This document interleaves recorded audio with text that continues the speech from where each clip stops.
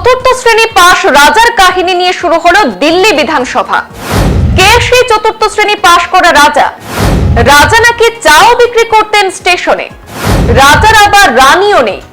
এই রাজা সেই রাজা নয় তো? চতুর্থ শ্রেণী পাশ এক রাজা কি কাহানি শিরোনাম দিয়ে দিল্লি বিধানসভায় কেজরিওয়ালের বক্তব্যটি পোস্ট করা হয়েছে আম আদমি পার্টির ভেরিফাইড আইডি থেকে। অরবিন্দ কেজরিওয়াল বিধানসভায় বক্তব্যের শুরুতেই আজ এক চতুর্থ শ্রেণী পাশ রাজার কাহিনী তুলে ধরেন। কাহিনীর আদলে কাকে নিশানা করলেন কেজরিওয়াল? এই কাহিনীতে এই রাজার নাকি রানী নেই। এই রাজার শিক্ষাগত যোগ্যতার প্রমাণ চেয়ে কোন প্রজা জানতে চাইলে 25,000 টাকা জরিমানা করা হয়। এই রাজার বাড়ির পাশেই একটি রেল স্টেশন ছিল, সেখানে সেই রাজা হওয়ার আগে কিছুদিন চা বিক্রি করেছিলেন বলে রাজা দাবি করেছেন, কিন্তু বাস্তবে কোনো চাক্ষুষ সাক্ষী নেই। কোন রাজার কথা বিধানসভায় তুলে ধরেছেন কেজরিওয়াল তা অবশ্য খুলাসা করেননি তিনি। নাম বলার সাহস পেলেন না কেজরিওয়াল, তাই আমাদের পক্ষেও রাজার নাম জানানো সম্ভব হলো না। তবে কেজরিওয়াল আসলে কি মন্তব্য করেছিলেন চলুন শুনে নেব আমাদের স্ক্রিনে। आज मैं सदन को एक कहानी सुनाना चाहता हूं।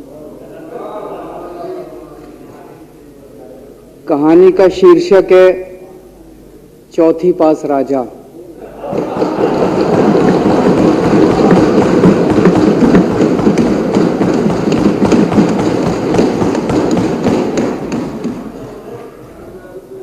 आपने बचपन में राजा रानी की बहुत कहानियां सुनी होंगी। मेरी कहानी में रानी नहीं है,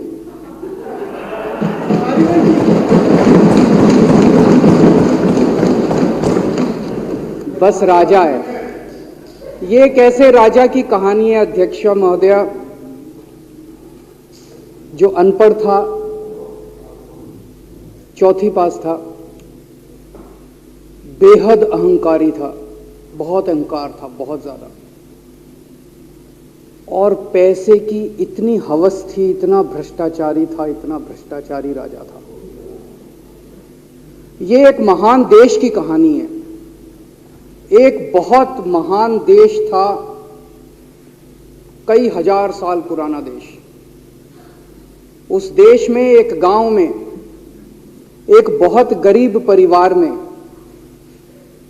एक बच्चे का जन्म हुआ। जब बच्चे का जन्म हुआ तो ज्योतिषी ने कहा,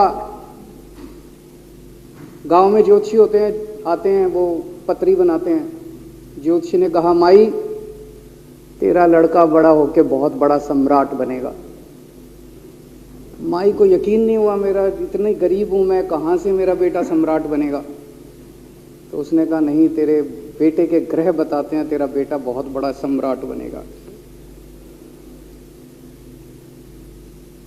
बेटा धीरे धीरे बड़ा होने लगा। स्कूल, गांव का ही स्कूल था, स्कूल जाता था, उसका पढ़ने वढ़ने में मन नहीं लगता था। तो चौथी के बाद उसने किसी तरह से चौथी करी, चौथी के बाद उसने स्कूल छोड़ दिया। गांव के पास एक रेलवे स्टेशन था।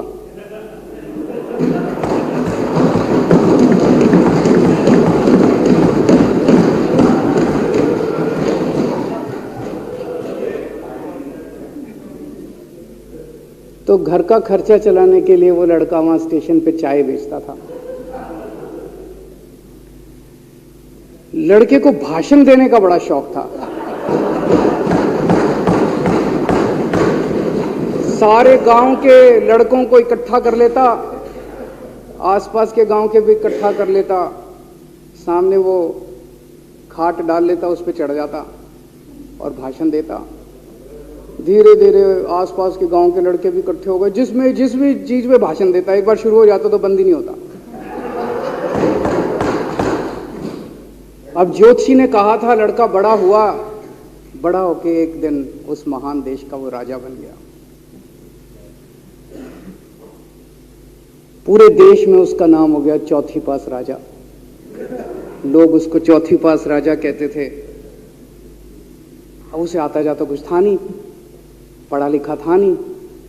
अफसर आते, कुछ कुछ अंग्रेजी में चपर चपर करते, उसको समझ नहीं आता। अफसर जो मर्जी उससे साइन करा के ले जाते, जो मर्जी उससे साइन करा के ले जाते। अब वो कुछ पूछे अफसरों से तो उसे भी शर्म आती थी कि मैं ये मैं पूछूंगा तो उनको लगेगा अनपढ़ आदमी है, पता चल जाएगा। तो उसके भी दिल में ये रहता था यार मैं पूछूं ना पूछूं। पता नहीं किस किस चीज पे उसने चौथी पास राजा ने साइन कर दिए। फिर धीरे धीरे राजा को ये बुरा लगने लगा, यार ये मेरे को चौथी पास कहते हैं। तो उसने एक फर्जी डिग्री बनवा ली। कहीं से फर्जी डिग्री बना के ले आया एमए की, बोला मैं एमए हूं। तो लोगों को लगा यार ये तो ठीक नहीं है, ये तो फर्जी डिग्री हम बना के ले आया हमारा राजा। तो लोगों ने आरटीआई डाली। जो आरटीआई डालता उस पर 25,000 रुपये जुर्माना।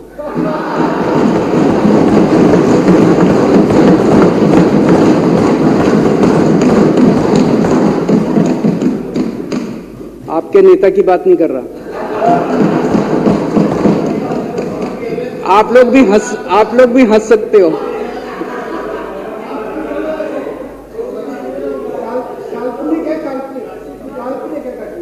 तो जो आरटीआई डाले उसको 25,000 रुपए का जुर्माना, जो आरटीआई डाले उसको 25,000 रुपए का जुर्माना। एक दिन कुछ लोग गए चौथी पास राजा के पास, बोले जी एक बड़ा धांसू आइडिया लेके आए हैं। बोले बताओ। बोले जी नोटबंदी कर दो, भ्रष्टाचार खत्म हो जाएगा देश से। तो उसने कुछ पूछा, उसे कुछ समझ नहीं आया राजा को क्या कह रहे हैं क्या नहीं, पर उसे लगा यार कुछ धांसू आइडिया होगा। उसने एक दिन रात को 8 बजे टीवी चैनलों पे जाके नोटबंदी कर दी। बोला सारे नोट बंद। पूरे देश में हाहाकार मच गया, तड़प गए लोग, धंधे बंद हो गए, दुकानें बंद हो गई, लोग बेरोजगार हो गए, बुरा हाल हो गया पूरे देश। लंबी लंबी लाइनें लग गई पूरे देश के अंदर। लोगों ने जाके उसको कहा जी नोटबंदी कर दो, आतंकवाद खत्म हो जाएगा। ना आतंकवाद खत्म हुआ, ना भ्रष्टाचार खत्म हुआ, देश बर्बाद हो गया। वो महान देश जिसका वो राजा बना था, वो देश 10 साल 15 साल 20 साल पीछे चला गया उस नोटबंदी से, उस चौथी पास राजा की वजह से। एक दिन कुछ लोग गए उस राजा के पास, बोले जी खेती खूब बड़ी हो जाएगी, ये किसानों के कानून पास कर दो। अब उसको कुछ अकल नहीं थी राजा को, अनपढ़ राजा था। उसने साइन कर दिए, 3 काले कानून पास हो गए किसानों के। पूरे देश के किसान सड़कों पे, जगह जगह मोर्चे, 750 किसानों की मौत हो गई 1 साल के अंदर। अंत में राजा को वो कानून वापस लेने पड़े। धीरे धीरे देश की समस्याएं बढ़ती गई, क्योंकि राजा ऐरे गहरे। इससे पहले एक और राजा आया था मोहम्मद बिन तुगलक, वो भी ऐसे ही करता था। कभी उसने देश की राजधानी बदल दी, कभी बोला मैं चमड़े के सिक्के बनाऊंगा। उसी तरह से ये था अनपढ़ राजा, कुछ भी कर देता था। अब राजा को एक दिन लगा यार मैं तो राजा बन गया, पता नहीं कितने दिन रहूंगा। तो उसकी गरीबी में जो जीवन उसने जिया था, उसे लगा यार पैसे तो कमाने चाहिए। पैसे कैसे कमाऊं? पैसे कमाऊंगा तो जनता में छवि खराब होगी। तो उसने अपने एक दोस्त को बुलाया और उस दोस्त को बोला कि ऐसा करते हैं कि मैं तो राजा हूं, सारे सरकारी ठेके तेरे को दिलाऊंगा, सारी कंपनियां तेरे को दिलाऊंगा, सरकारी पैसा तेरे को दिलाऊंगा। नाम तेरा, पैसा मेरा। तेरे को पूरे उस पे 10% कमीशन तेरे को मिलेगा, सारा पैसा मेरा। दोस्त मान गया। दोस्त को क्या था, फ्री में पैसा मिल रहा था, दोस्त मान गया। उसके बाद दोनों ने मिलके जो देश को लूटा।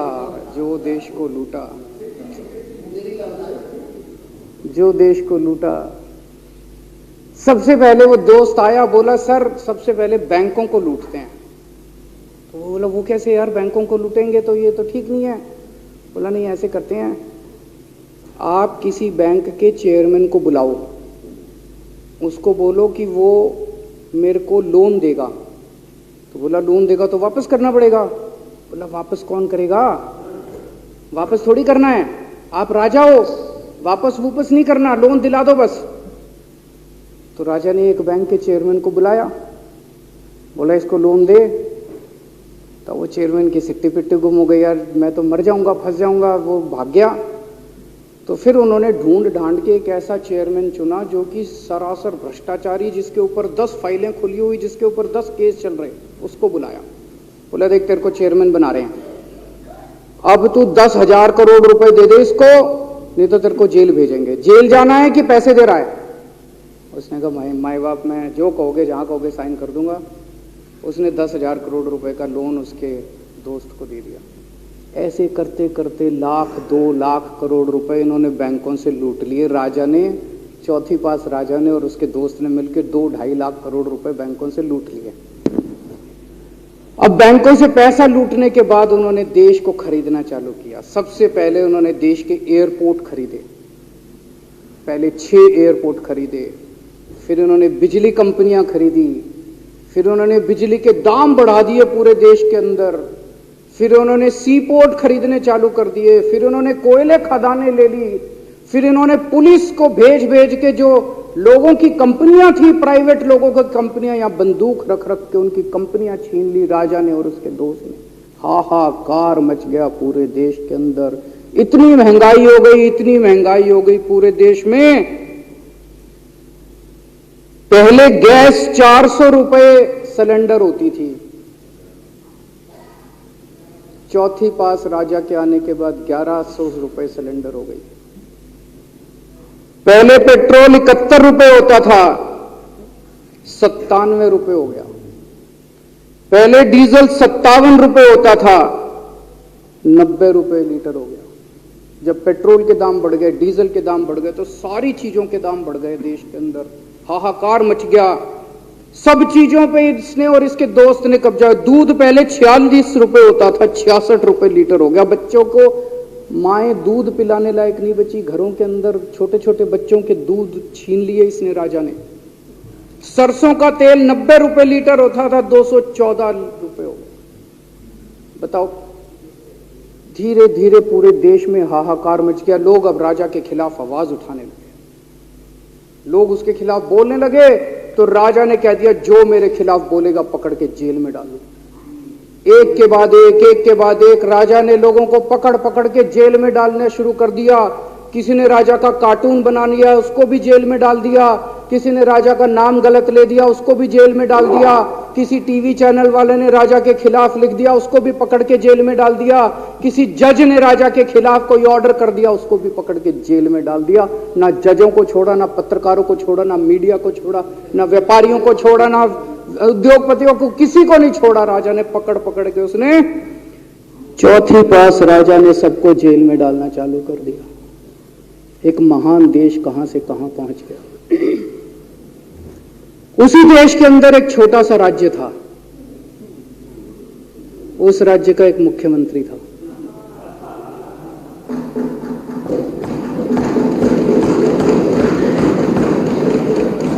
उनके चेहरे पे भी स्माइल आ गई,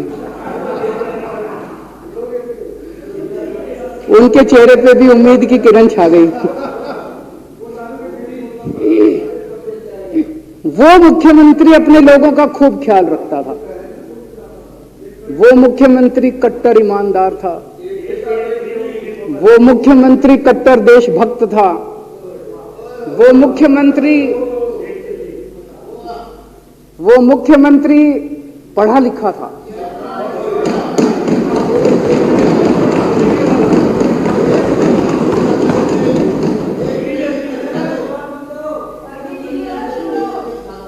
उस मुख्यमंत्री ने अपने लोगों को महंगाई से छुटकारा दिलाने के लिए बिजली मुफ्त कर दी।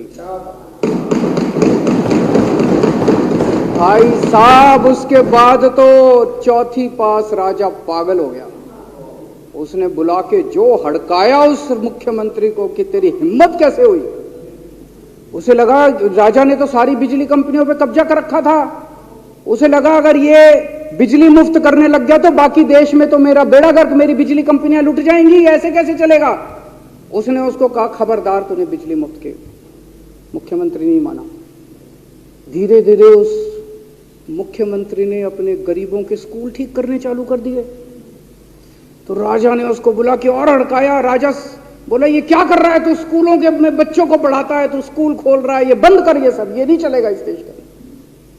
वो नहीं माना मुख्यमंत्री। फिर उसने मुख्यमंत्री ने सबके इलाज मुफ्त कर दिया, सबके लिए शानदार मोहल्ला क्लिनिक खोल दिए, इलाज मुफ्त कर दिया। राजा तो बिल्कुल ही पागल हो गया। धीरे धीरे जनता को पता चला कि राजा कैसा है। एक दिन लोगों ने उस राजा को उखाड़ के फेंक दिया।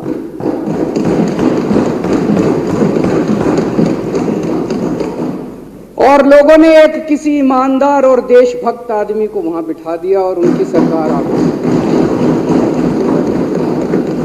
और उसके बाद देश से महंगाई खत्म हुई और देश रात दूनी चौगुनी तरक्की करने लगा। तो जैसे हम बचपन में सुना करते थे, moral of the story, Hindi में क्या कहते, मॉरल ऑफ द स्टोरी का मतलब भाई इस कहानी में क्या प्रेरणा मिलती है। इस कहानी से, इस कहानी से ये प्रेरणा मिलती है कि अगर आपके देश में महंगाई है, आपके देश में समस्याएं हैं, आपके देश में सब कुछ गड़बड़ चल रहा है, तो सबसे पहले जांच परख के देखो आपका राजा अनपढ़ तो नहीं है। अगर आपके देश में सब गड़बड़ चल रहा है, बेरोजगारी है, बहुत सारी समस्याएं हैं, जरा देखो राजा, आपके राजा को कोई दोस्त तो नहीं है। अगर है तो सबसे पहले अपने राजा को उखाड़ के फेंको, नहीं तो आपकी समस्याओं का कोई समाधान नहीं होगा। आपकी समस्याओं का कोई समाधान नहीं होगा। वो पढ़ा करते थे, अंधेर नगरी चौपट राजा, सवा शेर बाजी सवा शेर खाजा। बहुत बहुत शुक्रिया।